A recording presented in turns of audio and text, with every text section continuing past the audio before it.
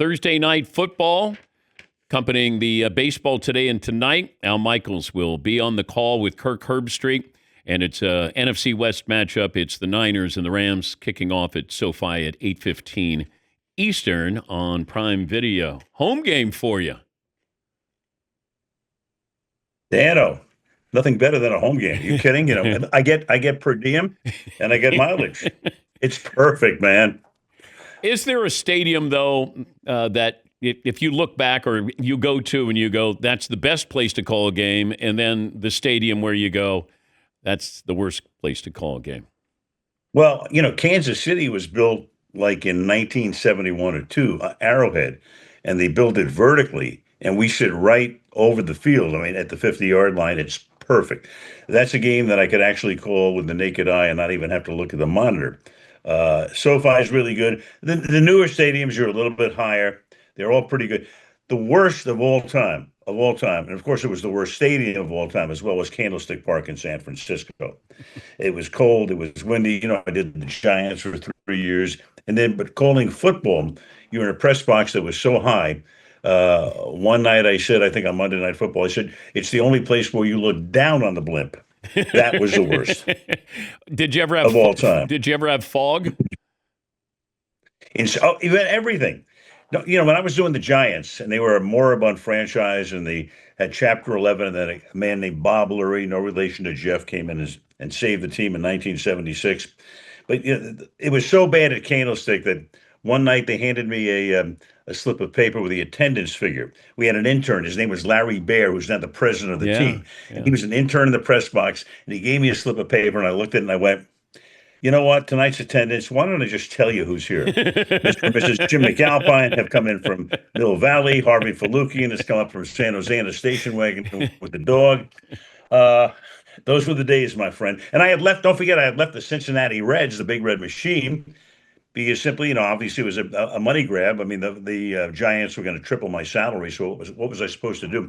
But it's crazy, since you and I, I announced the Reds, and you grew up in the area and loved the Reds. So I'm listening to the game the other night. The last time, I'd forgotten, the last time the Reds won a playoff series, 1995, I did it. They beat the Dodgers in the divisional round and have not won a postseason series since. What's going on?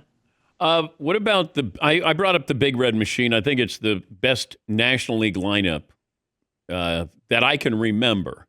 You called those games with the Big Red Machine. And I'm probably biased because I was there all the time and got to listen to you call those games. But is there a National League team that would compare to them?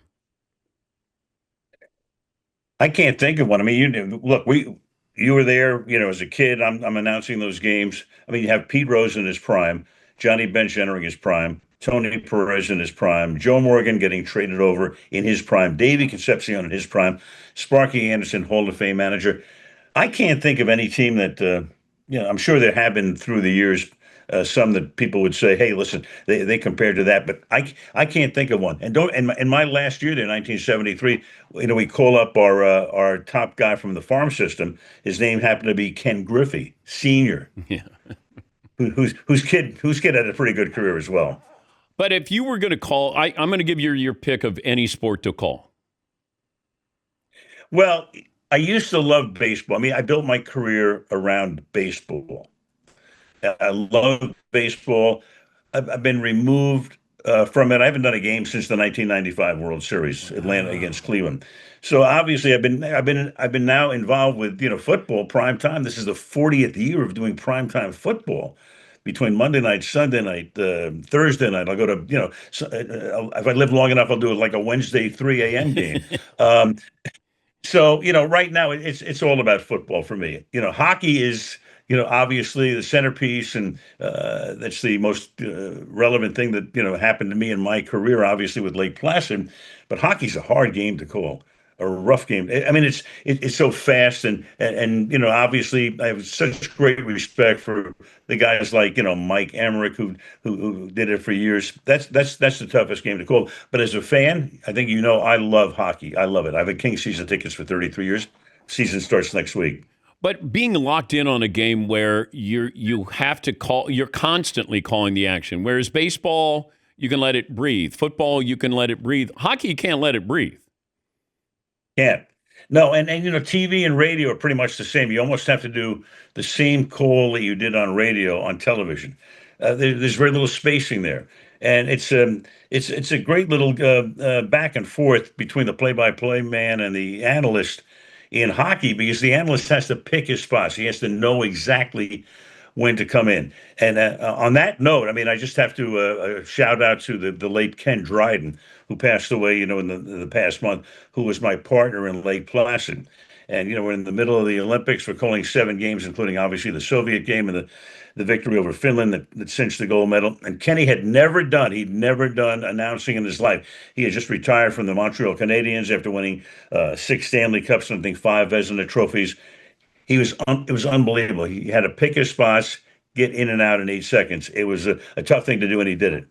Talking to Al Michaels, he'll be on the call Thursday Night Football on Prime Video with Herbie, and that will start at 8:15 Eastern. But working with somebody else, I mean, there's chemistry, synchronicity, but how do you suggest to your analyst, don't go as long as you're going because I still have to set up the play? How do you do that in a professional manner? Well, I think I've been lucky through the years because when I started doing Monday night, Frank Gifford had done it for a lot of years.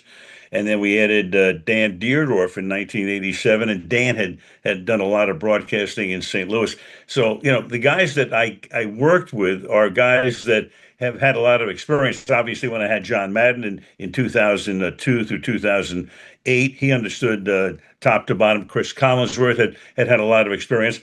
I mean, the only and I also had Dan Faust for 2 years, but I had Dan with Dennis Miller. Now that was tricky, but Dennis was so smart. He kind of figured out how to pull that thing off. But I got to tell you, those were 2 wild years. If you remember on Monday Night Football with Faust and Dendu. The Howard Cosell relationship. How would you sum that up of working with somebody who was, there's been nobody like him since, but dealing with somebody who had an ego that he thought he was probably more important than anybody else who was playing in a game? Well, I did a lot of baseball with Howard in the 70s and into the 80s. It was a lot of fun at first, I got to say. I mean, the one thing about working with Cosell is you knew you would always come away with a story, and I've got a million of them, right? And Howard was fun to work with to a degree early on, and then he got toward the end of his career and life, just became bitter. And it became very, very difficult to work with him in like 1984, 1985. And finally, that was the end of Howard's broadcasting career. So, at first when, like in the 70s and early 80s, and I did a couple of World Series with him as well, he was fun. And as I say, I'd go home and I'd have, 5 stories from the night before. And then after that, he just grew tired of like everything at the end. So it wasn't a pleasant departure. You never got close to fisticuffs like Brent Musburger with No. Jimmy the Greek? No, no, not at all. No, he wouldn't have been able to handle my right cross and my left jab. What can I tell you? Well, you would have thought that Ali would have helped him. I would have pulled his toupee off first. Do you want to do one more baseball game? One more hockey game? No, not really, because with baseball, I mean, I've been out of it for 30 years, Dan, so I'm, beyond rusty. And I used to know, obviously, when I was doing baseball, I would know everybody. Now I watched the All-Star game this year. I knew like 6 guys, 7 guys. Yeah. But I will say this, man, I do love postseason baseball. All of a sudden, I mean, it's great. I mean, totally immersed in it already. So postseason baseball is as good as it gets. And just, it's in October, and just the way the sun is, you watch the day games and the shadows and the whole thing. It's I don't want to say it's romantic, but I mean it's very, very cool. I miss it. That part I miss for sure. Where do you stand on overtime in the NFL? I think they should go back to 15 minutes. I think it's okay for a game to end in a tie. When it was 15 minutes, it did. But the 10-minute thing is somebody. obviously the other team can get the ball now. They've changed that rule, so each team is going to get it no matter what the first team does. If they score a touchdown, the other team's going to get an opportunity. But they may only have 2 minutes. So, you might have an 8-minute drive. So I don't know why they went to the 10-minute thing. I think maybe to reduce injuries, but I mean, what's the difference at a certain point whether the game is 70 minutes or 75 minutes? You So got that's the only thing I would change. I'd go back to 15. you got the Rams and the Niners, and here you got the Niners. A lot of interchangeable parts here. How does that change your approach tonight, broadcasting, doing play-by-play? Well, I mean, the Niners are star-crossed. I mean, last year 6-11 because of all of the injuries, and here we go again. Brock Purdy is not playing tonight. George Kittle is still on injured reserve. Their two top receivers, Pearsall and Jennings, are out. They've got, I mean, Demarcus Robinson or Marquez Valdez-Scantling. I don't are two of their guys that are going to, be the receivers tonight. Kittle's out. They've got a rookie left guard. They've got Mac Jones starting, but he's won 2 games for them already. So I mean, the Niners they're just a mash unit right now. But it's the National Football League, and anything can happen. Meanwhile, the Rams look great. I mean, the Rams are definitely a Super Bowl contender. We were talking in our meeting last night about the offense. You've got Stafford. You've got Kyron Williams, one of the best backs in the league. Puka Nacua is over the moon. I mean, this guy is phenomenal. Now you got Devontae Adams. Higbee is the tight end. He's out tonight. They built their team, Dan, around the defensive line. What they've done with that defensive line, with Verse and Fisk, and the other guys that they've brought in and drafted, they did what the Niners did in the late '90s with John Lynch, and excuse me, not the late '90s, but like in the late teens, in 2018, 19, in that area. They went to 2 Super Bowls by building that defensive line around Bosa and the other guys. Now they have none of those guys. And the Rams have morphed into what the 49ers became on the defensive front. So, I mean, the Rams are a full-fledged Super Bowl contender. Any problem with Tom Brady being in meetings with teams as a minority owner of the Raiders? Not really. No. I mean, you can get all the information you need without necessarily being in those meetings. No, I have no problem with it at all.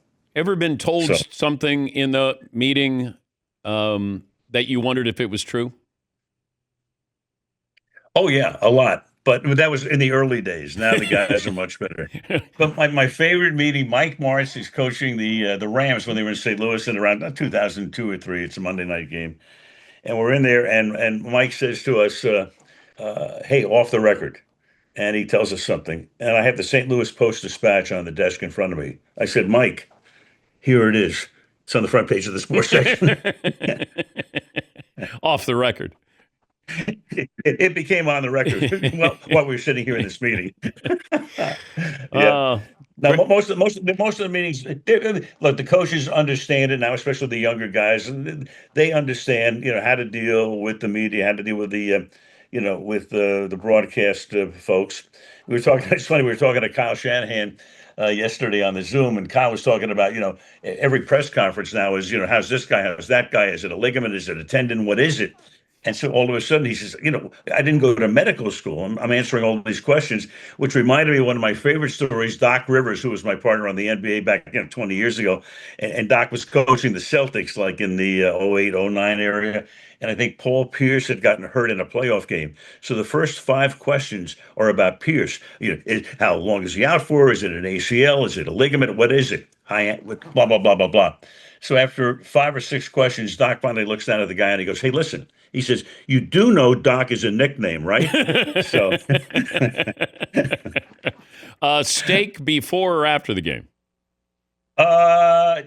tonight maybe a couple of bites, maybe at halftime. But I'll have like maybe I'll have a burger at the hotel before I go over there, and then some candy corn during the game and junior mints, and maybe 2 or 3 bites of a steak. But Maybe tomorrow night for sure, Dan. at Toscana? Probably, yeah. Okay. Mhm. Maybe you can leave Likely. some scraps for Herbie's dog. Absolutely. Herbie's dog's already almost 100 pounds. He's just a baby. What the hell's going on here? Crazy stuff, man. Have fun tonight. Great to see you again. Thank you, buddy. Always great. Always great, Dan. Take care, man. Be Al good. Michaels. Al on the call with Herbie tonight, Thursday Night Football on Prime Video. It'll be at SoFi at 8:15 Eastern, Niners and the Rams.